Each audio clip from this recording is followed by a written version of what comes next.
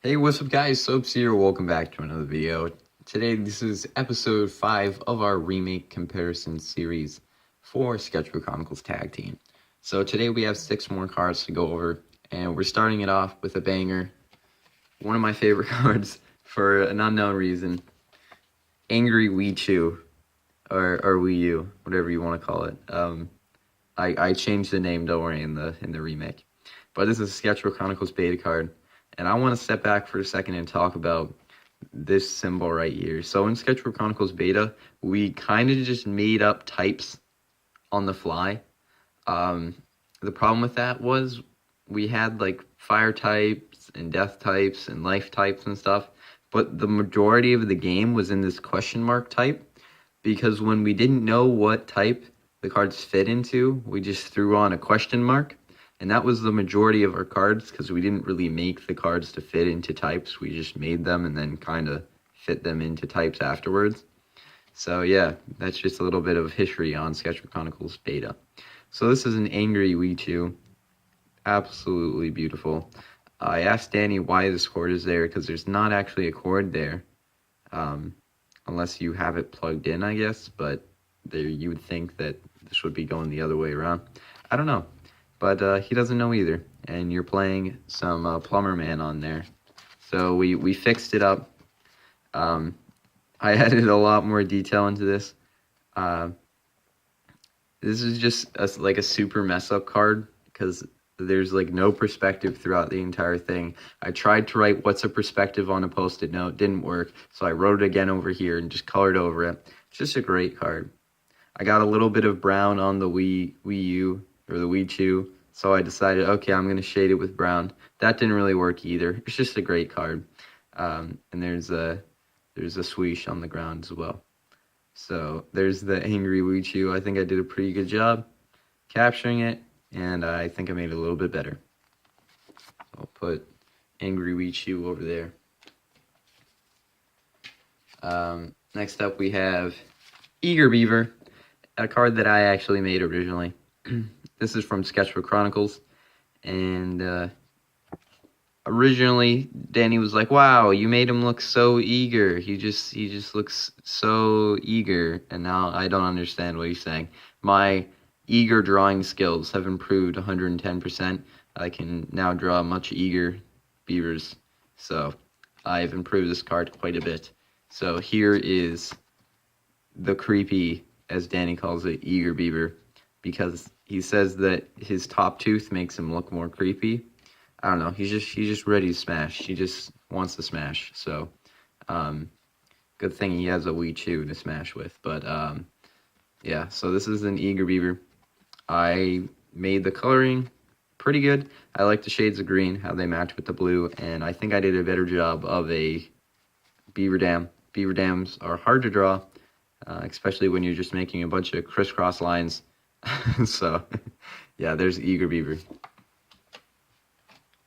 Also, look at this freaking size difference between Beta and Sketchbook Chronicles. Sketchbook Chronicles, for some reason, was just really tall, and Sketchbook Chronicles Beta was just really small.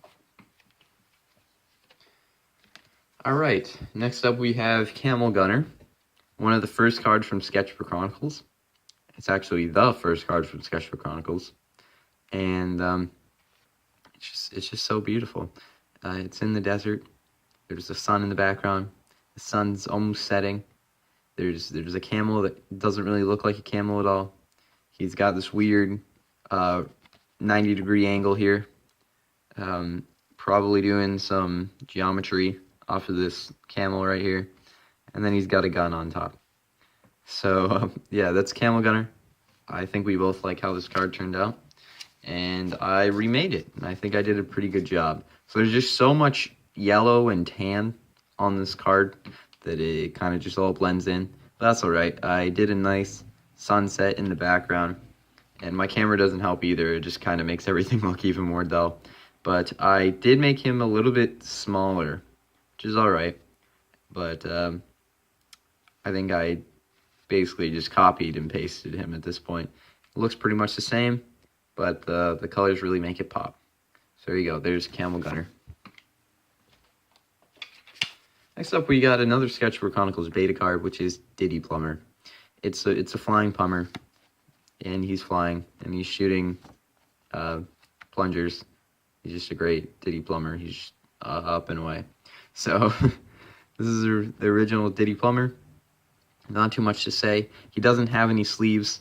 Is he wearing a shirt? Does he have shoulders? Nobody knows. Is he wearing pants? Are those just noodles? Are they chopsticks?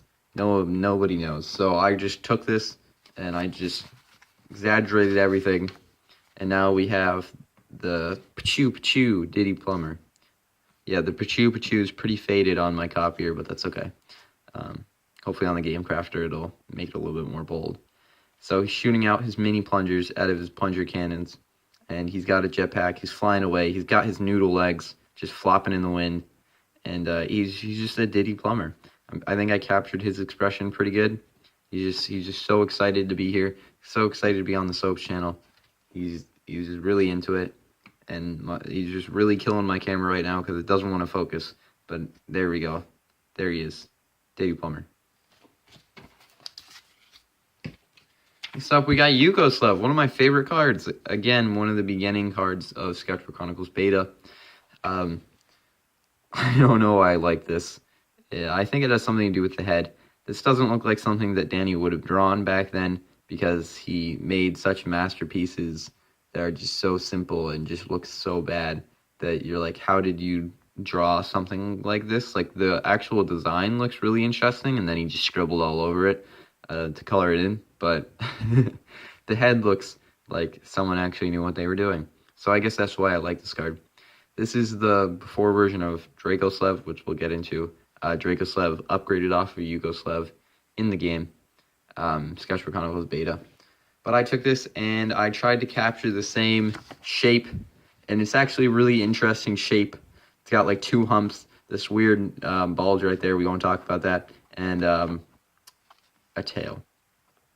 So I did accidentally make the head a little bit shorter and the mouth more pointy, but that's okay. I think he still came out pretty good. I toned down the intense scribbling on the oh boy, wow, my special effects are ruining my camera. On the body, you know what I'm talking about. Toned down the stripes, and I think I did a pretty good job with the clouds, covering up the moon and stuff, and did some shading on the clouds. I think it looked pretty cool. So there you go. There's Yukos Loaf, one of my favorite cards from Sketchbook Chronicles Beta. And then finally for this video, we have Snake Tamer from Sketchbook Chronicles. Another Danny card. Very simple. There's a guy, he tried to draw, I don't know, what do you call it? Crisscross applesauce? I don't know. That's my kindergarten speaking for me. Cross legs, sitting Indian style, I don't know. But he tried to draw it, and it ended up looking like a fold-up paper towel roll. But it was a good try, Danny. So there's this Snake Tamer. He's taming this snake. So I took this, I redrew it. I was like, how do I actually draw a crisscross applesauce? So I drew it. He has no nipples or a belly button. That's okay. That's just who he is. You can't make fun of him. I updated the snake to look a little bit more like a snake and not whatever that is. And yeah, so I made the background look a little bit more real, because I don't know what's happening here with the perspective, but I think I updated this card and captured the original essence, so therefore it is pretty good. So there's Snake Tamer. I'll put him in the back with the rest of them, and that is it for the video today. So that was 6 cards of Sketchbook Chronicles Tag Team, and I'll see you guys in another video.